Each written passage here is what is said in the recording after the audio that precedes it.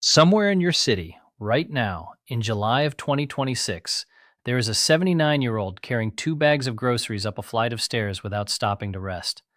And somewhere else, 3 blocks away, a 79-year-old just as capable, just as intelligent, just as loved, hasn't left the house in 6 days. What is the difference between them? It is not genetics, it is not luck, and it is almost never the medication list. Researchers who study aging have spent the last several years chasing a very uncomfortable question. Why do some people in their late 70s and 80s stay sharp, strong, and independent, while others of the exact same age begin a decline that seems to swallow them whole? The answer, when it finally came, was not what anyone expected. It wasn't a drug, it wasn't a supplement, it was a small cluster of daily behaviors, quiet, unglamorous, almost boring, and the people who kept doing them, even in their 80s, were functioning like people a decade younger. Stay with this because the sixth habit on this list sounds too simple to matter, and the first one is the one almost nobody is talking about. Not your doctor, not your pharmacist, almost no one. Here is what most people get wrong first. They assume that decline after 75 is simply the body running out the clock, an inevitable slide that no behavior can meaningfully interrupt. But look closer at the researchers now studying superagers, people in their 80s and 90s who test cognitively and physically like people 20 years younger, and a pattern begins to surface. It is not one dramatic intervention. It is 6 ordinary daily choices, compounding quietly, month after month, year after year. Miss all 6, and the body drifts toward what clinicians now call accelerated functional decline, the kind that pulls someone out of their own home and into someone else's care schedule, often years before it was actually necessary. Keep even 4 of them consistently, and something else happens entirely. Independence holds, memory holds, the legs keep working. Let's count them down because the order matters, and the ending is not what you expect. Number 6, the way you drink water, not just whether you drink it.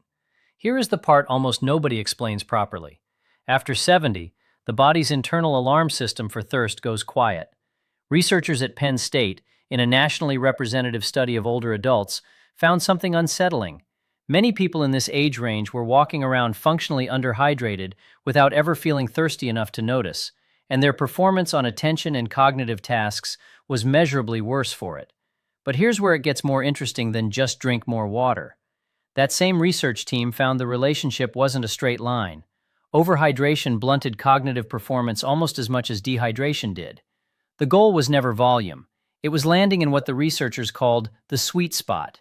Enough fluid, consistently, spread through the day to keep the brain and cardiovascular system running at full delivery speed without flooding the system either. Think of your bloodstream as a supply route.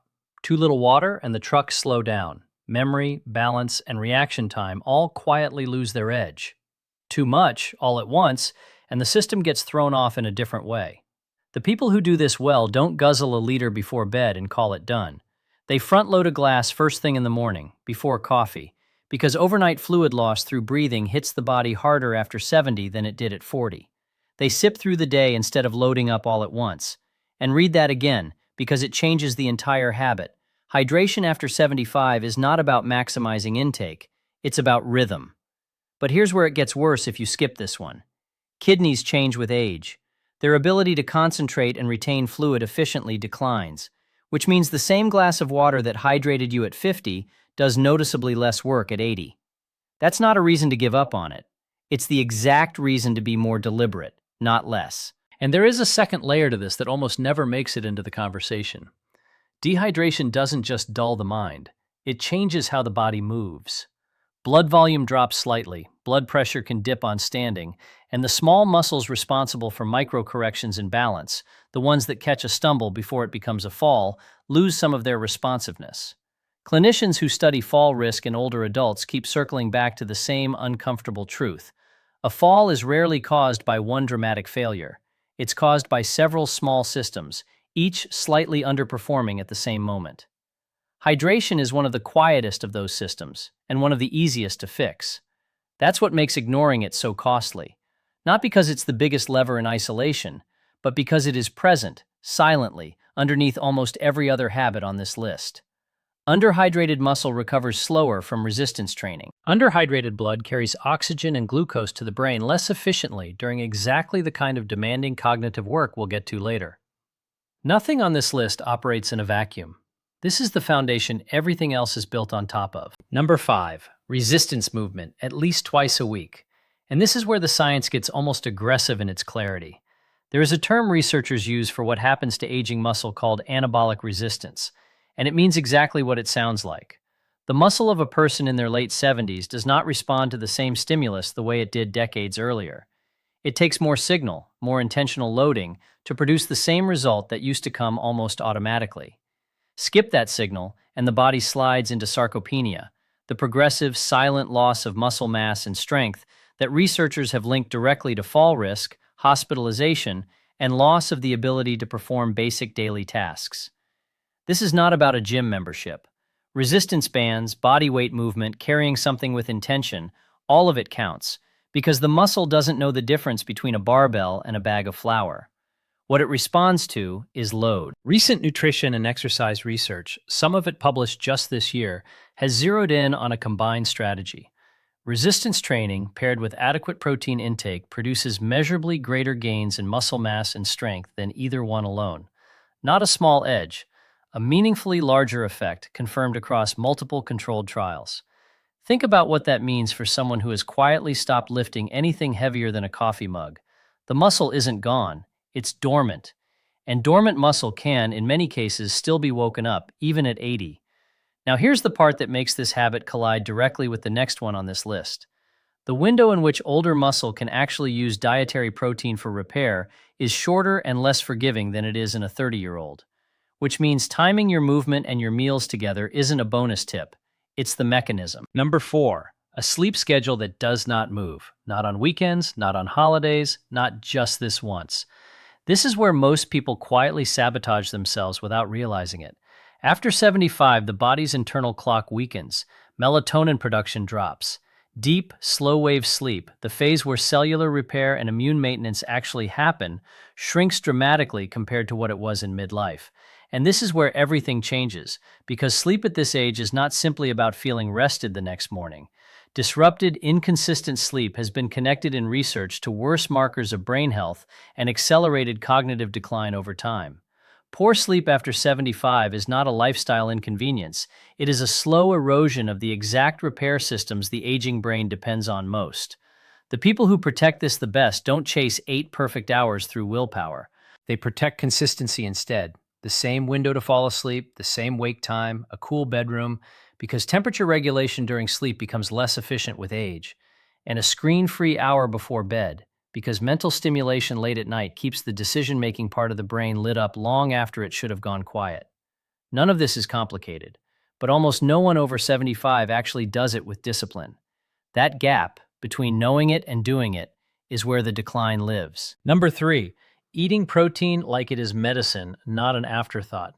If there is one piece of advice that has quietly done more damage to aging bodies than almost anything else, it's the outdated idea that older adults need less protein. The opposite is true, and current sarcopenia research is blunt about it. Because of anabolic resistance, older muscle needs more dietary protein per pound of body weight to achieve the same maintenance effect that a younger body gets almost for free. And yet appetite naturally declines with age, and easy carbohydrate-heavy meals often quietly replace the protein that used to anchor a plate. The real story is that this isn't a dietary preference question. It's structural. Every night, the body tears down and rebuilds tissue. Protein is the raw material for that rebuild. Without enough of it, the reconstruction runs at a deficit, night after night. And over years, that deficit becomes the difference between someone who can still carry their own groceries and someone who can't. But here's the layer almost nobody mentions. Aging muscle can only effectively use a limited amount of protein in a single sitting for repair. Beyond that ceiling, the excess gets burned for energy instead of used for rebuilding. Which means one enormous dinner doesn't solve the problem. Distribution across the day does.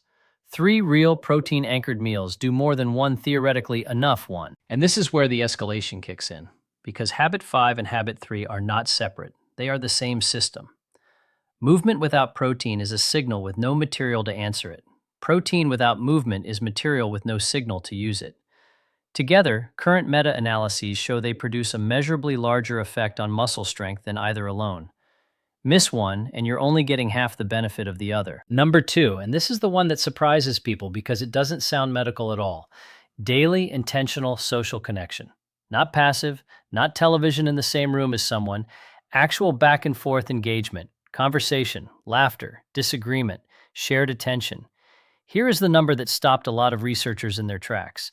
A landmark analysis out of Brigham Young University, examining data across roughly 300,000 people, found that chronic social isolation carried a mortality risk in the same range as smoking up to 15 cigarettes a day. Read that again. Some researchers have since pushed back on exactly how that comparison should be calculated, and the debate about the precise size of the effect is still active in the scientific literature. But even the more conservative estimates that followed found something nobody disputes. Loneliness and isolation raise the risk of earlier death by a meaningful, measurable margin, independent of smoking, independent of exercise, independent of every other habit on this list. What most people are not seeing is why.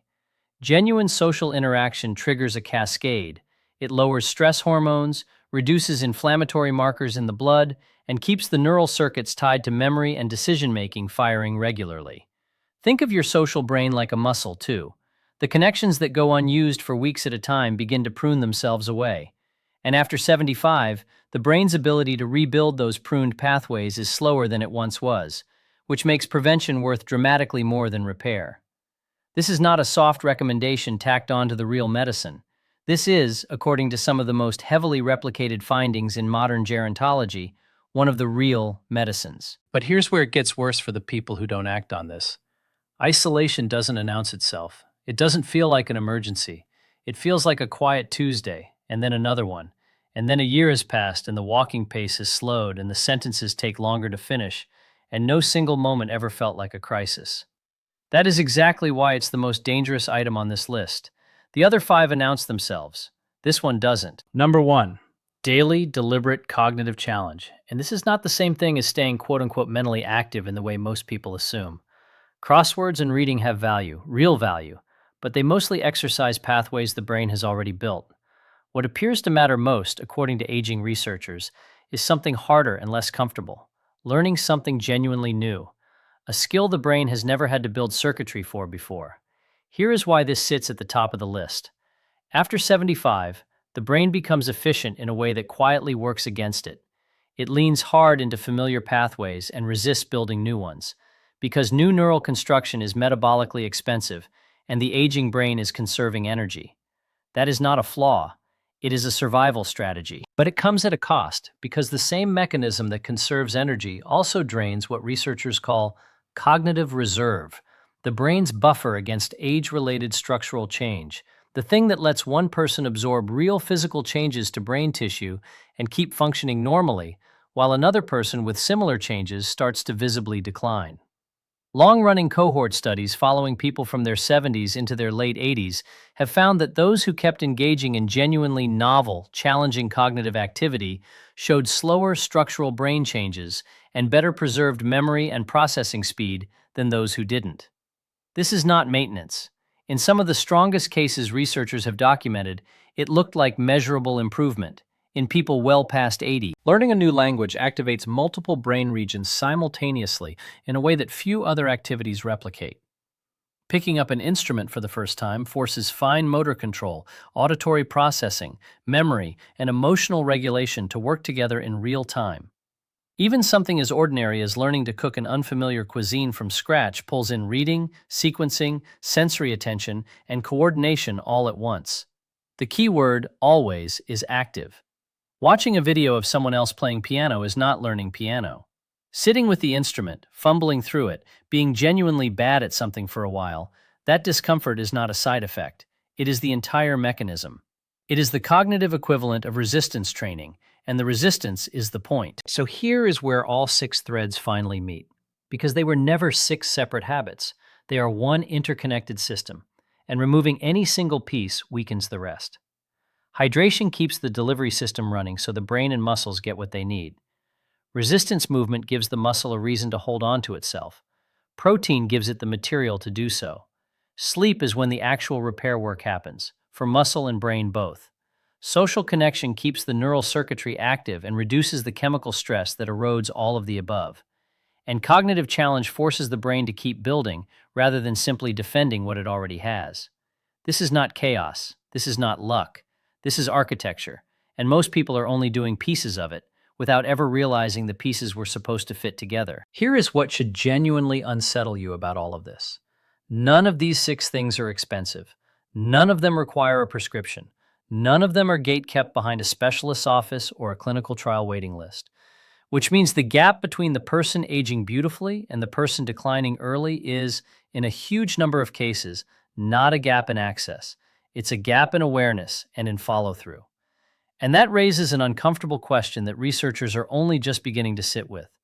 If the tools were always this available, why did it take until now for the pattern to be taken seriously?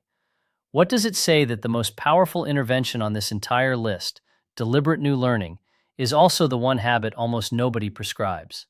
And for the person watching this in their own late 70s or 80s, or watching it on behalf of a parent, there is one final, quieter question underneath all of it. Which of these 6 is already missing from your days? And what happens 5 years from now if it stays missing? Nobody can answer that one for you. The research can only tell you that the window to act on it is still open, right now, today, and that it will not stay open forever. There is one more thread worth pulling before we leave this, and it's the one that ties everything back to that opening image. The 2 people, same age, same street, living entirely different trajectories. The researchers who study superagers describe something almost counterintuitive about the people who hold on to independence deep into their 80s and 90s. It is rarely a single dramatic decision made at 75. It is almost never a New Year's resolution, or a health scare that suddenly changes everything overnight. It is closer to 1,000 small, boring choices, repeated without fanfare, for years, long enough that they stop being choices at all and start being identity. The glass of water before coffee. The 2 sessions a week with a resistance band that never quite becomes a habit worth mentioning to anyone. The protein at breakfast instead of just toast. The phone call that gets made instead of postponed. The stubborn refusal to let the bedtime slide, even on a bad night. The half hour spent being genuinely bad at something new, on purpose, again and again, until it isn't so bad anymore. None of it looks impressive from the outside. None of it would make a compelling before and after photo. And that may be exactly why so many people overlook it, searching instead for something more dramatic, more expensive, more medical, when the actual mechanism was always quieter than that. So think about the 2 people from the beginning again. The one still carrying the groceries up the stairs, and the one who hasn't left the house in 6 days. Somewhere in the last several years, their paths diverged, not because of one event, but because of dozens of unremarkable Tuesdays that either built something or let something erode. The uncomfortable truth is that the divergence is still happening, right now, in real time, for everyone watching this. The only question left is which direction today's Tuesday is quietly pulling you.